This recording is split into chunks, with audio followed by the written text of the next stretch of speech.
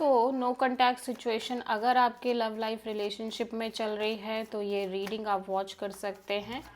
ठीक है, इसमें हम चेक करेंगे आपके पर्सन की करंट फीलिंग्स और थॉट क्या है आपके लिए नो कॉन्टैक्ट सिचुएशन में। Okay, so let's see. 6 of pentacles, 4 of wand and justice, and bottom of the deck में है knight of pentacles. Okay, so overall energy जो दिख रही है इस पर्सन की वो बहुत स्टक दिख रही है। ठीक है, ये पर्सन बहुत स्टक फील कर रहे हैं इस रिलेशनशिप में।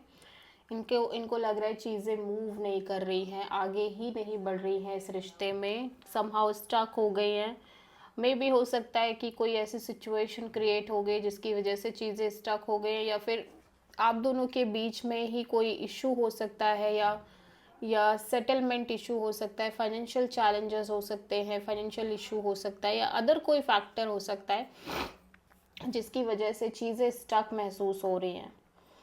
ऑल दो ये पर्सन को लग रहा है कि इस पर्सन को एक इक्वल गिव एंड टेक चाहिए रिलेशनशिप में। ठीक है, एक बैलेंस काइंड ऑफ रिलेशनशिप चाहिए, तभी ये उस रिश्ते को फ्यूचर में कन्वर्ट करेंगे, अदरवाइज नहीं। मतलब आप ऐसा समझ सकते हो कि ये पर्सन ऐसा सोच रहे हैं कि अगर किसी रिश्ते में वो इक्वल बैलेंस ही नहीं है, वो सपोर्ट ही नहीं है, मतलब एक इंसान ज़्यादा दे रहा है, ज़्यादा कर रहा है रिश्ते में, और दूसरे पर्सन की साइड से इग्नोरेंस है, नेग्लेक्टेंस है, तो वो रिलेशनशिप कैसे ग्रो कर पाएगी। और ऑफ कोर्स वो चीज़ सही भी है कि कहीं ना कहीं दोनों तरफ से चीज़ें बराबर से इक्वल वे में होनी चाहिए।